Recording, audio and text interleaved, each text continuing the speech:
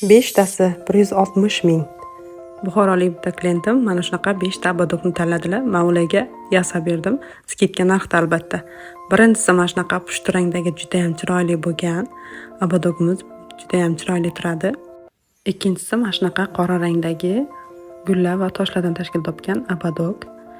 Uchinchisi mana shunaqa xameleon qizil rangdagi abadog. To'rtinchi zakazlari mana shunaqa yashil tomchi toshlardan tashkil topgan gullar bilan bezatilgan mana shunaqa abadogimiz. Va beshinchisi mana shunaqa elektr rangdagi nejniy bo'lgan abadogimiz.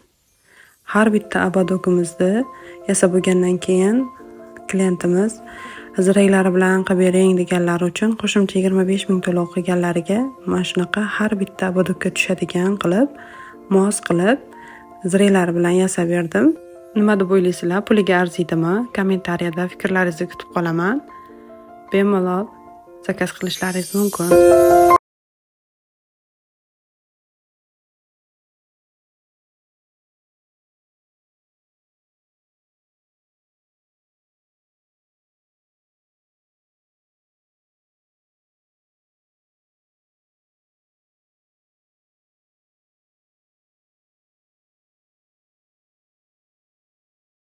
Beshtasi 160 ming.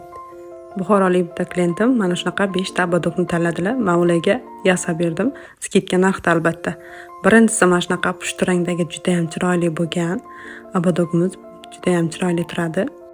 Ikkinchisi mana shunaqa qora rangdagi gullar va toshlardan tashkil topgan abadog. Uchinchisi mana shunaqa xameleon qizil rangdagi abadog. To'rtinchi zakazlari mana shunaqa yashil tomchi toshlardan tashkil topgan gullar bilan bezatilgan mana shunaqa abadogimiz.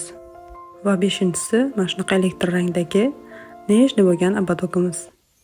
Har bitta abadogimizni yasab bo'lgandan keyin klientimiz ziraklari bilan qilib bering deganlari uchun qo'shimcha 25 ming to'lov qilganlariga mana shunaqa har bitta abadogga tushadigan qilib mos qilib ziraklari bilan yasab berdim.